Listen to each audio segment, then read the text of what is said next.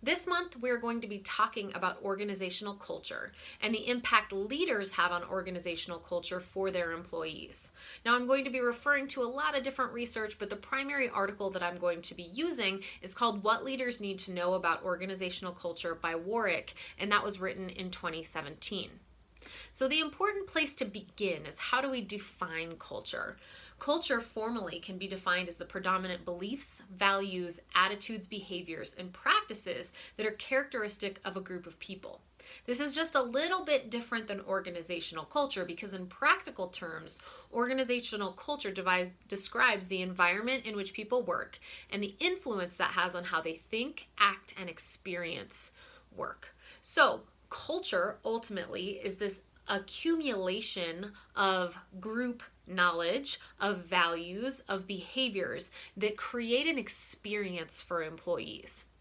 Now, culture is really important because it has a significant influence on performance, morale, and satisfaction in jobs. It also influences employee engagement and loyalty, employee attitudes and motivation, turnover, and commitment to the organization. And finally, it actually has a significant value on the ability to attract and retain talented employees. Think about it. When you have employees that are satisfied, they're much more likely to talk about those job opportunities and attract employees who are drawn to the culture and then wind up sticking around because they enjoy the experience that they're having. Now, in the article that I referred to, What Leaders Need to Know About Organizational Culture, there are a number of tables that outline the difference between high-performing cultures and low-performing cultures. I invite you to click on that link, scroll through the article, and look at that table if you want to get in depth with it. But I'll talk a little bit about it here. High-performing cultures have leaders that are skilled, admired, and build organizations that excel, right? That excellence is precursed. I don't know if that's really a word, but the precursors for that excellence is that they have a clear and compelling vision, mission, goals, and strategy, and that folks align with that. Upper level leaders tend to have a cohesive message around those mission, vision, and values and how they are to be achieved as well.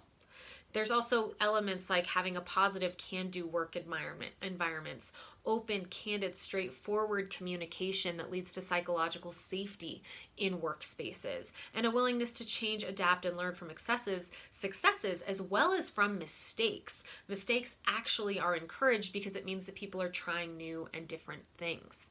These are all including, this is not an exhaustive list by any means, but that is a list of some of the things that create positive work environments and culture based on the research that's outlined in this article.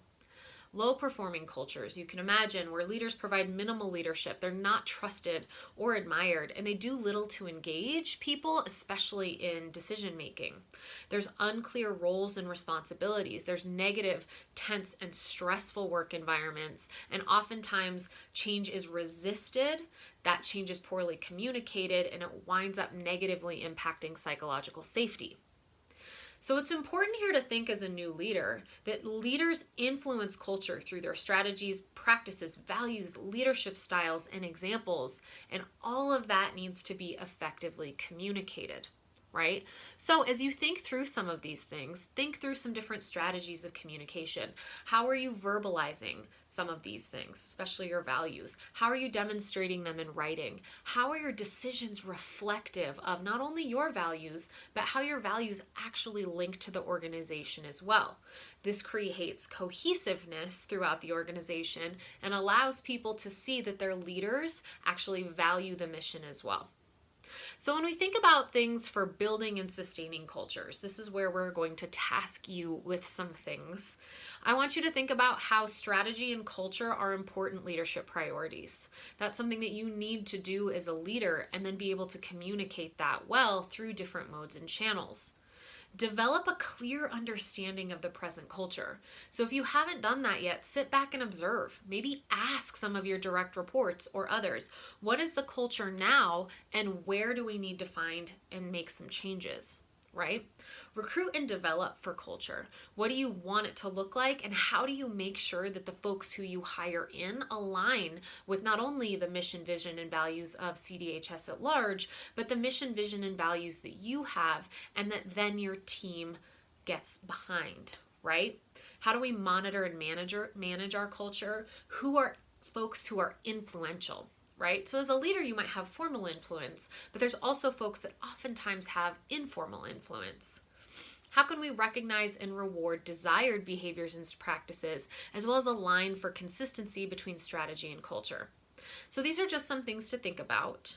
And again, this table, what I was just taking information from, is in that article. So if you want to look at it more in depth, please feel free to click to the link of the article. It provides a PDF, an overview of what I'm talking about today. So as you continue to move forward, what I'd like you to do now is take some time to reflect and look at CDHS's mission, vision, and values. Now, maybe you've been with CDHS for a long time and you've just stepped into a leadership role, so you're familiar with it. Fantastic. Step back and try to look at it with some fresh eyes and see how, as a leader, will you work to embody the mission, vision, and values, right? If you're new to CDHS, you'll also see a link there that has it to everything. I'm sure you've already looked at it before, but again, review the mission, visions, and values of CDHS.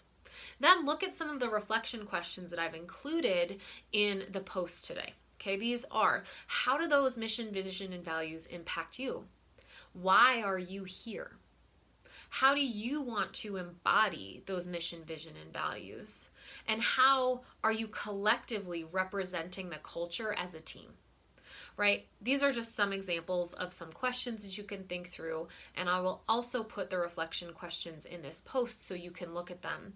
But what I encourage you to do is first reflect on the questions based on the information that I've talked about today, and then think through how you might start creating a subculture within the culture of the things that are most important to you, that stand out to you in CDHS's mission, vision, and values, and how you can start to build and then perpetuate a positive employee culture, organizational culture, so that all of these benefits can come to the fore.